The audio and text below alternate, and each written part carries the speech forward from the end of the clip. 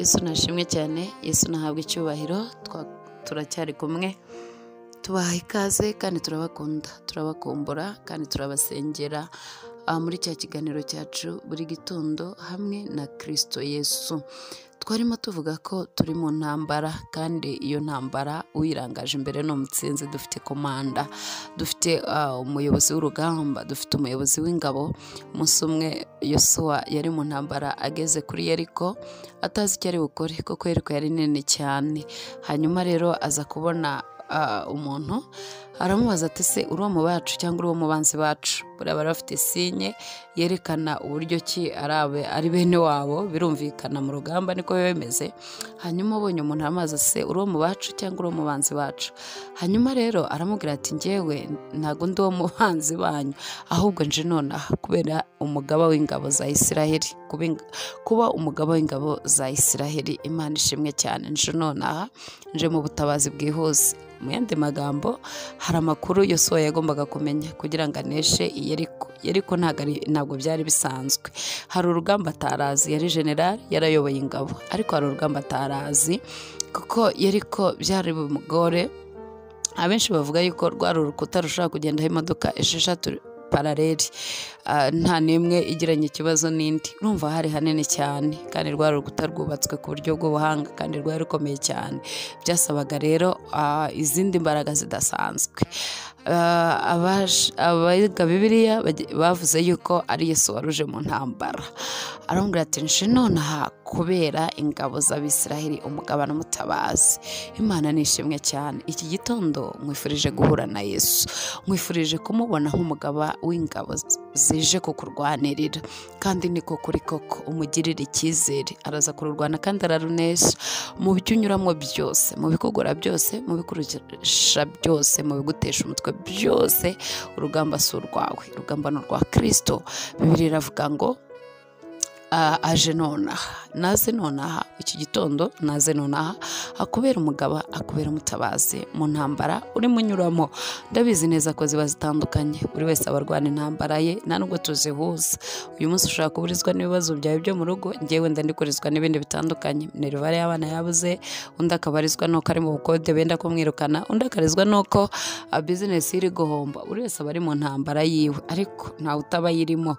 Gusa nyine icyiza cy'umwami, abaza urugamba rwanjye, abaza urugamba rwawe, kandi yitegura kutugirira neza. Aje nonaha rero kugira ngo akubere umugaba w'ingabo ziri bugutabare, kandi umwami Yesu avugane n'umutima wawe kandi aganire nawe.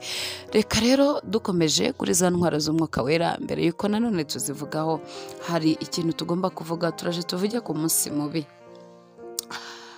Ku murongo wa 14 w'igice cya 6 turimo twigaho muri iyi minsi, kiravuga ngo muhagarare mushikamye, mukenyere ukuri, mwambaye gukiranuka nk'icyuma gikingira igituza. Imana nishimwe cyane. Aduhagarare dushikamye kandi dukenyere ukuri, twambare gukiranuka nk'icyuma gikingira igituza, mukwese inkweto z'ubutumwa bwiza bw'amahoro bubiteguza, kandi ikigeretse kuri ibyo mwambare kwizera nk'ingabo, ariko muzashobora kuzimisha imyambi wa mubi yose yaka umuriro. Mwakira agakiza k'ingofero, mwakira inkota y'umwuka wera, ari ryo jambo ry'Imana. Musengeshe umwuka iteka mu buryo bwose bwo gusenga no kwinginga. Imana ishimwe cyane. Izi nizo ntwaro tuzavugaho muri iyi minsi.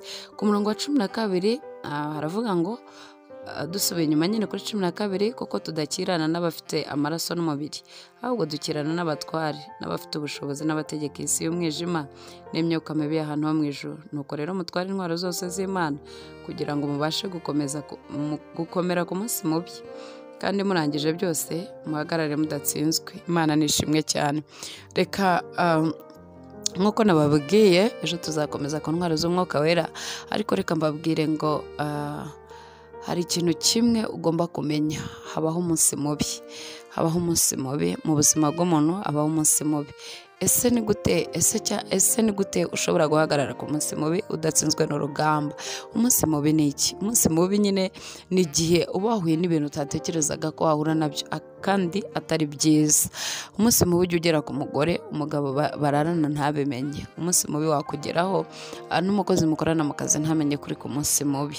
Intambara zishobora kukugota n'inshuti yawe ntibimenye ko uri mu munsi mubi, ariko Kristo ababizi. Imana nishimwe cyane. Kristo abazi kuri mu munsi mubi cyane, abazi kuri mu gihe cy'intambara. Niyo mpamvu Imana igusaba kuba maso. Ngo ntabwo dukirana n'abafite cyangwa se n'abafite amaraso n'umubiri, aho bakirana n'inshuti ugakirana n'umuvandimwe yabatuma yabanyuraho. Umunsi umwe Yesu yigeze kubwira intumwa ze, arazibwira ngo njyewe ngiye gupfa, nzapfa urupfu rubi rwo ku musaraba. Satani anyura kwa Petero aramubwira ati umva rero Yesu, nta mpamvu yo kujya ku musaraba, ko murabizi icyatumaga Satani abuza Yesu kujya ku musaraba. Mu itangiriro Imana yarabwiye Eva ko mu rubyaro rwe hazava uzamumena umutwe. Ubwo rero Satani yarazi neza icyo umusaraba bivuze, abandi batarabisobanukirwa. Aravuga ati reka nyure ku nshuti ye Petero mubuze kujya ku musaraba. Yesu ngo abirebe asanga si Petero uvuze ibyo bintu, asanga ntabwo ari we umugiriye iyo nama. Asubira inyuma acyaha uwari inyuma ya Petero, aramubwira ati mve inyuma Satani. Yesu azi neza Satani, yarazi uwo ari we, ku buryo atari kwitiranya ijwi rya Petero n'ijwi rya Satani. Yamenye neza rero ko atari Petero uvuganye nawe, yamenye neza ko ari Satani uvuganye nawe. Hanyuma aramucyaha, aramuhagarika, aravuga ngo mve inyuma Satani. Hanyuma rero urugamba rw'umwuka niko rurwanwa. Nawe ushobora kuba ufite abantu bakuzengurutse ubona ibintu bitagenda, ariko ntabwo ari wo, kuko iyo uza gusobanukirwa neza amajwi yabo wari kumenya ko ari umuntu uri kukurwanya cyangwa Satani. Nta mwanzi ugira mwese, uko uyu mwanzi wawe umwe ari we Satani. Ntabwo dukirana rero n'abambaye umubiri. Wike kuri intwaro yawe urasa mugenzi wawe, umurasara muririmbye mugenzi wawe, umurasara umushumba mugenzi wawe, umurasara umuvugabutumwa mugenzi wawe. Wirwanya batayo yawe, wirwanya abo muhuje umwuka, kubera yuko ntabwo ari bo. Hari ikibahagaze inyuma kibabwira ngo mumurwanye, kibabwira ngo mumuce intege, kibabwira ngo mumuvuge. Hari ubahagaze inyuma ababwira ngo mumusebye, ababwira ngo nimumutesha agaciro, ababwira ngo nimumutuke, ababwira ko adashoboye, ababwira ko mumuvuge bitariho, mumuvuge n'ibiriho. Iyo uzi rero ko urugamba turwana atari urw'umubiri, nabo tukirana nabo batambaye umubiri, ntabwo ucyaha Petero, ucyaha Satani umurimo. Wamufasha ukirukana uwo muzimu uri kumukoresha, nawe yasubira mu buzima, akongera kugira ubuzima bwiza. Ndagira ngo ahangaha nkwibutse yuko nta mwanzi ufite, umwanzi ufite ari Satani. Abo yakoresha bari bo bose ntabwo ari abanzi bawe, bemeye kumukorera kuko nabo babuze imbaraga zimuhagarika. Ariko nimba ufite imbaraga wowe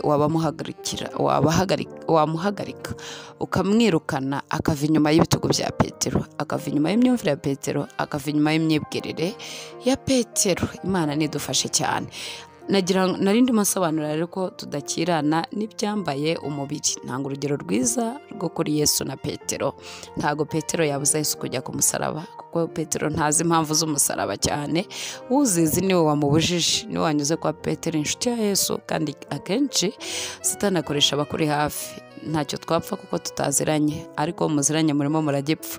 Ntacyo twapfa mushumba kuko tutaturanye muri paruwasi cyangwa tudakorana umurimo, ariko mubana muri paruwasi bo muragipfa. Ntacyo twapfa umuvugabutumwa uri kure yanjye kuko tutabana, ariko mubanamo muragipfa. Satani yarakoresha uri hafi aho ngaho, ugira ngo ni ijwi rikugira inama cyangwa se rikongorera. Oya, ahubwo muhagarike uwo mwanzi uri inyuma y'ibyo bintu. Ntacyo upfa na Petero, ahubwo uragipfa na Satani uzi imbaraga z'umusaraba. Nicyo wenda gukora. Imana nishimwe kandi Yesu natugirire neza, kuko tudakirana n'abafite amaraso n'umubiri, ahubwo dukirana n'abatware, n'abafite ubushobozi, n'abategeka isi y'umwijima n'imyuka mibi y'ahantu ho mu ijuru. Nuko rero mutware intwaro zose z'Imana kugira ngo mubashe gukomera ku munsi mubi, kandi murangije byose mubashe guhagarara mudatsinzwe. Nta kintu na kimwe gishobora gutuma uhagarara udatsinzwe kereka gutwara intwaro zose z'umwuka wera, ukamenya ko runaka atakurashe ari ukurashe, ahubwo ari indi backup afite. Ukamenya ko umushumba wawe atari urashe, ahubwo hari ibimuri inyuma bikurashe. Icyo gihe rero ubasha guhagarara udatsinzwe n'uburiganya bw'umwanzi. Hanyuma batubwiye ngo ubashe guhagarara ku munsi mubi. Iminsi mibi twabivuze ijya igera ku muntu n'inshuti yawe ntimenye ko byakugezeho. Niyo mpamvu dukwiriye gukomera ku munsi mubi, twambaye intwaro zose z'umwuka wera. Umunsi mubi ni ukugeraho komera ushikame. Muri iki gitondo ndakwifuriza guhangana n'umunsi mubi. Umuntu ahangana n'umunsi mubi abigenje ate? Yambaye intwaro zose z'umwuka wera, ari mu Mana, azi neza yuko ibyo ahanganye nabyo bitambaye umubiri.